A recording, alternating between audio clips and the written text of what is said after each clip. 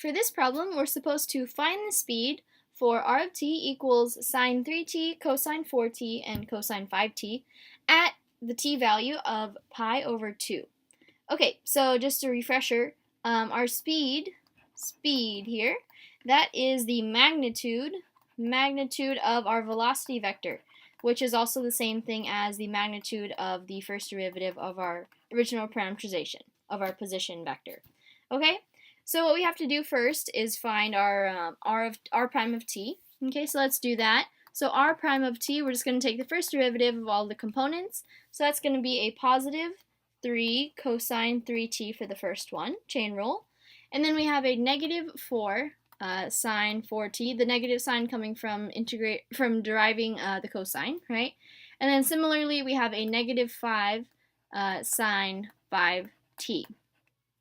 Okay, so that does it for finding the first derivative, and now all we have to do is find the magnitude of this vector that we just found. So the magnitude of this is going to be, we're going to square all of these components.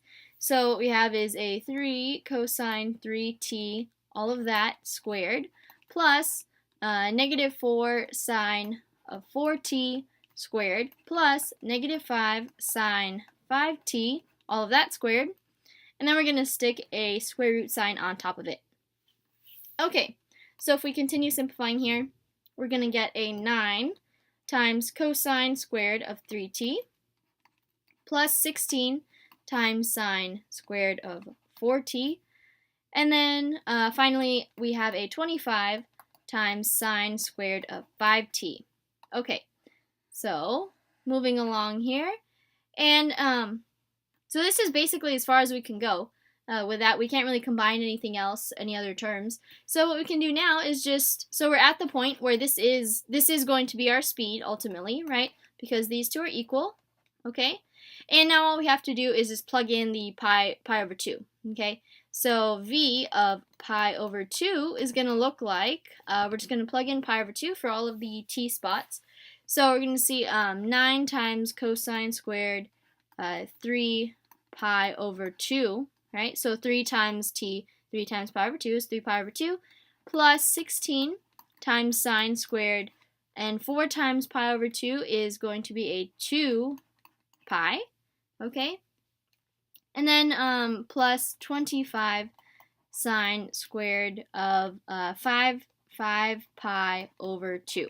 Okay, and then don't forget our radical over the top there. Okay, so let's see what we have. So cosine of 3 pi over 2, that's it when we're on the bottom of the unit circle. So there is no x value there, so that goes away to 0. And then sine 2 pi, sine is sine is 0 at 2 pi, excuse me. So that also goes to 0. So what we're going to end up with, let's see what sine 5 pi over 2 is.